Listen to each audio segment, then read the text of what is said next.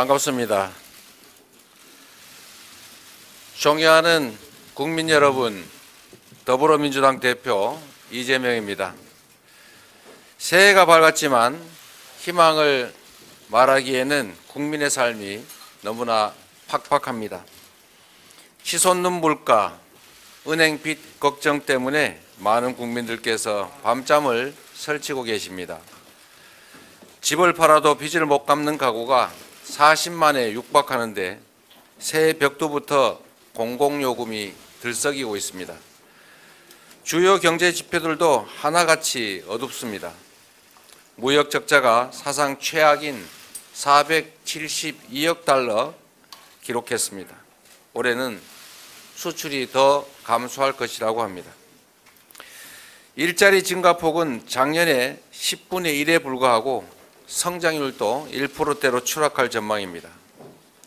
지난해 코스피 지수도 G20 선진국 가운데 최악의 낙폭을 기록했습니다. 민생 경제가 끝을 알 수 없는 시련의 터널로 접어들었습니다. 더구나 이처럼 엄혹한 시기에 한반도의 군사적 긴장이 가파르게 높아지면서 경제에 큰 짐을 지우고 있습니다. 특히 안보 무능을 감추기 위한 대통령의 위험천만한 말폭탄으로 국민 불안과 시장 혼란이 증폭됐습니다. 정말 이러다 무슨 일 나는 것 아닌가 하는 불안이 국민들 사이에 생겨나고 있습니다. 어려운 경제 상황에 안보 참사까지 더해지면서 코리아 리스크가 전면화되고 있습니다.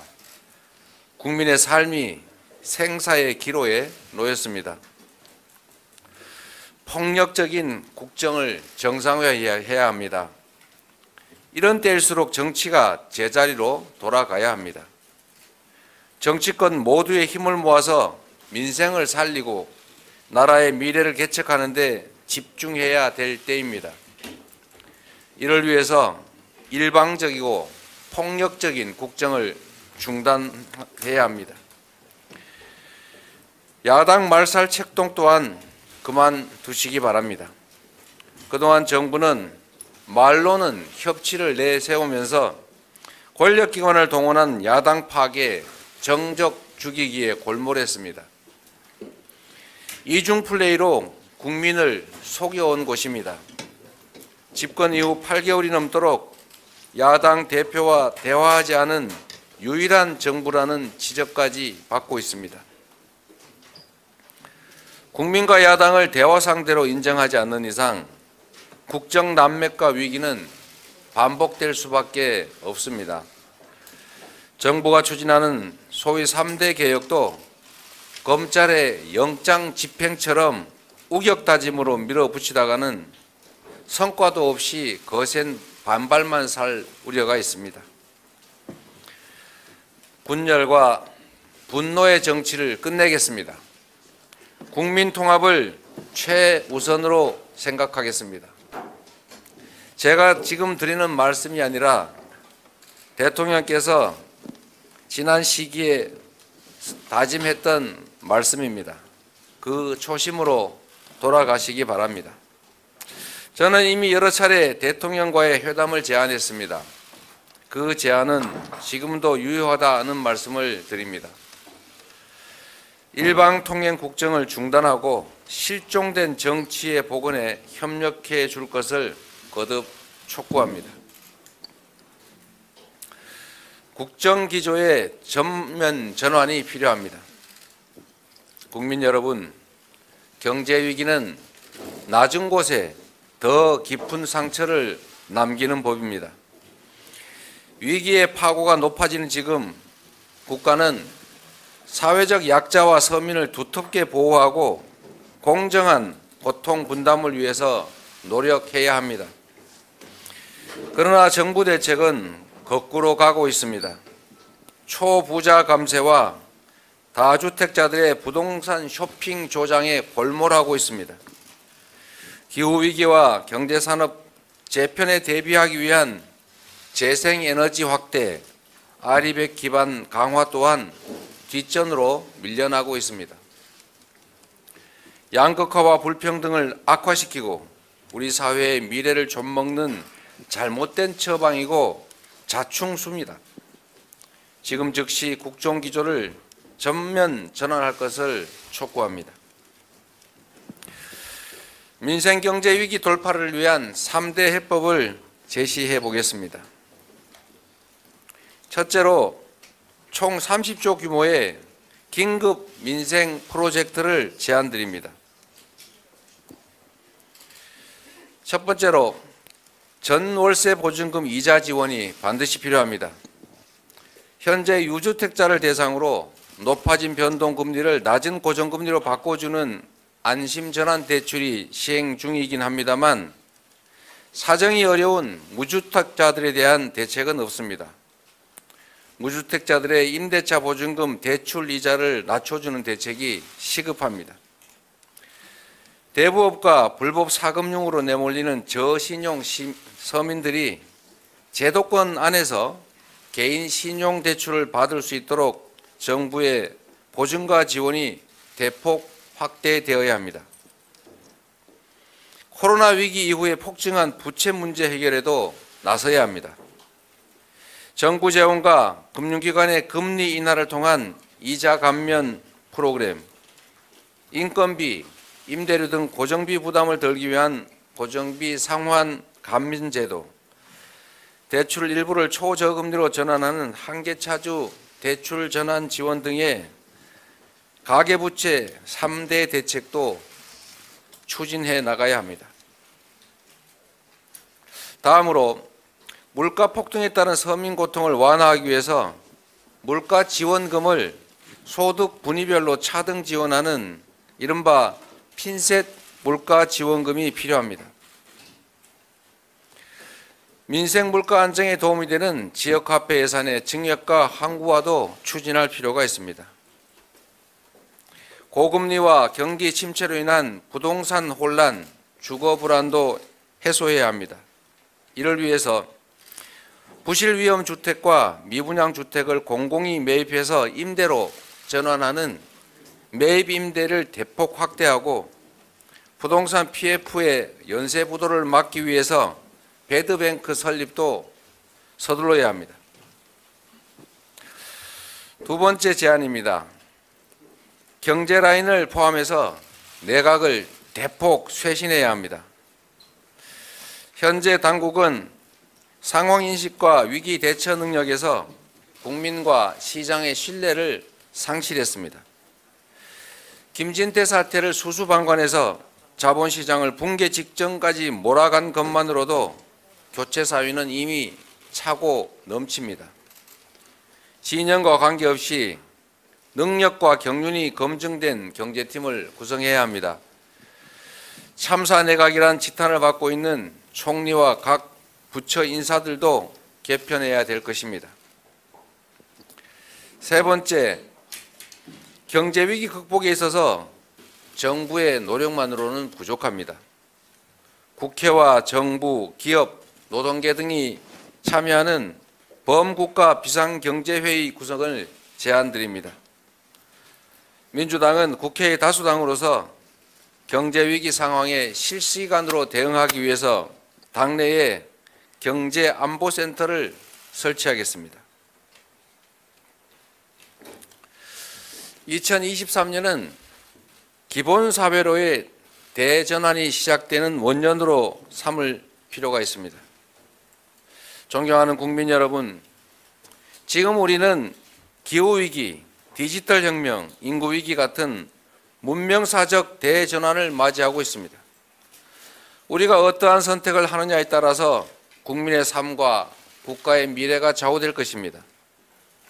최소한의 삶을 보장하는 각자 도생의 시대를 넘어서서 국가가 구성원들의 기본적인 삶을 책임지는 기본사회를 준비해야 합니다. 민주당은 기본사회 2050 비전을 준비해서 우리 미래 청사진을 분명하게 제시하겠습니다. 이를 준비하기 위해 당내에 기본사회위원회를 설치하겠습니다. 기본소득의 완성을 위해서 단계적으로 나아가겠습니다. 우리는 이미 부분적으로 기본소득을 시행하고 있습니다. 48세까지 지급되는 월 10만 원의 아동수당, 현재 정부가 추진하는 월 100만 원의 부모급여 모두 소득, 자산에 관계없이 모두에게 지급되는 보편적인 아동에 대한 기본소득입니다. 이런 사업들을 서서히 확대해 나가면 언젠가는 전 국민 보편적 기본소득 실현도 가능해질 것입니다.